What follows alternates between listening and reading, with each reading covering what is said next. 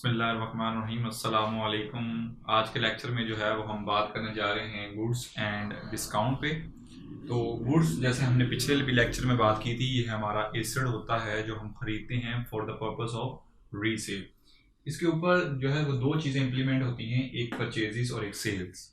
Purchases उस वक्त हम करते हैं जब हम चीज़ें खरीदते हैं बेचने के लिए, तो हम परचेजेस करते हैं। और जब हम उसी गुड्स को आगे ट्रेडिंग सेल करते हैं तो बेचते हैं, तो उसको हम सेल्स कहते हैं। ये इनकम होती है और ये जो है वो हम एक्सपेंसेस के तौर पर लिखते हैं।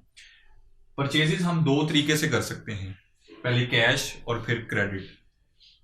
इसके अंदर दो चीज़ें आती हैं, कैश और क्रेडिट।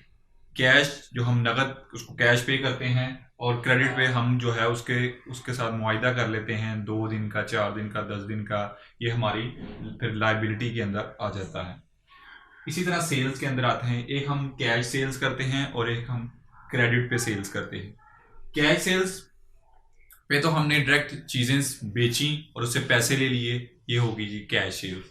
क्रेडिट सेल्स के अंदर आता है कि हमने चीज़ें सेल्स पे सेल की, और जो हमारा ख़रीदने वाला कस्टमर है वो कहता है कि मैं 10 दिन के बाद, 20 दिन के बाद, 4 माह के बाद, 10 माह के बाद आपको पेमेंट करूंगा, तो वो क्रेडिट सेल्स के अंदर आती हैं।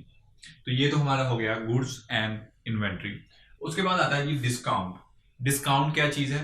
डिस्काउंट जब भी आप कोई चीज़ लेने या कोई चीज़ बेचते हैं, तो आप जो कस्टमर को कीमत के अंदर छूट देते हैं उसको डिस्काउंट कहते हैं। डिस्काउंट भी दो तरह के होते हैं, एक है ट्रेड डिस्काउंट, एक है कैश डिस्काउंट। ट्रेड डिस्काउंट ऐसा डिस्काउंट जो मैन्युफैक्चरर या wholesaler at the time of sale of goods या थिंग्स, कोई भी चीज सेल करते हुए जो डिस्काउंट देता है उसको ट्रेड डिस्काउंट कहते हैं। और कैश डिस्काउंट ऐसा डिस्काउंट होता है कि जो डेटर या क्रेडिटर देता है, या जिससे मिसाल के तौर पर आपने किसी से पैसे लेने हैं, उसने एक मुद्दत, आपने उसको एक मुद्दत बताई है कि तुमने 10 तारीख के बाद मुझे पैसे देने हैं, 10 तारीख को पैसे देने हैं मुझे। तो अगर वो आपको 5 तारीख को या 6 तारीख को पैसे दे देता है, तो हाँ आप उसको छूट देते हैं 5%, 10%, तो उसको हम जो है वो कैश डिस्काउंट देते हैं। इसके बाद हम आगे चलते हैं कि rule of debit and credit क्या है।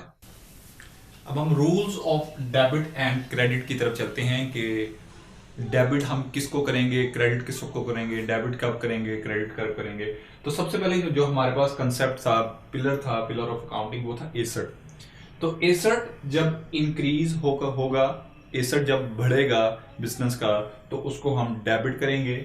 जब एसेट डिक्रीज करेगा, कम होगा, बिजनेस से जाएगा, तो उसको हम क्रेडिट करेंगे।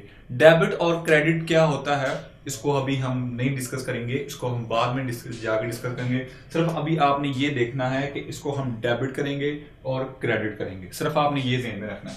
उसके बाद liability and capital. Liability and capital पर डेबिट और क्रेडिट का जो रूल है वो सेम होता है कि जब लाइबिलिटी या कैपिटल इंक्रीज करता है तो क्रेडिट करते हैं, उसके बाद जब लाइबिलिटी एंड कैपिटल डिक्रीज करता है तो उसको हम डेबिट करते हैं। इसके बाद हमारे पास आता है जी एक्सपेंसेस। एक्सपेंसेस जो है वो ऑलवेज डेबिट होते हैं, और इनकम जो है वो ऑलवेज क्रेडिट होती है। ये थोड़ा सा यहाँ पर वेरी करते हैं, कोई इसमें जो है वो दो राय रखता है कि जब एक्सपेंसेस इंक्रीज करते हैं तो डेबिट होते हैं, जब डिक्रीज होते हैं तो क्रेडिट होते हैं। हम ये रखते हैं कि इसको एज्यूम कर लेते हैं कि एक्सपेंसेस ऑलवेज डेबिट होते हैं, क्योंकि एक्सपेंसेस कभी कम नहीं होते, एक्सपेंसेस बढ़ते हैं। तो इनकम जो है वो कम नहीं होती, बढ़ती है, तो उसको हम क्रेडिट करते हैं। तो ये था आज का लेक्चर। आज का लेक्चर सिर्फ इतना ही। कल हम देखेंगे हाउ वी रिकॉर्ड एंट्री, कि एंट्री को हम कैसे रिकॉर्ड करते हैं, उसमें हम देखेंगे। उसके बाद जो है हम ट्रांजैक्शन को एनालाइज करने के बाद डबल एंट्री देखेंगे। डबल एंट्री करने के बाद जो है वो हम जर्नल की तरफ जाएंगे।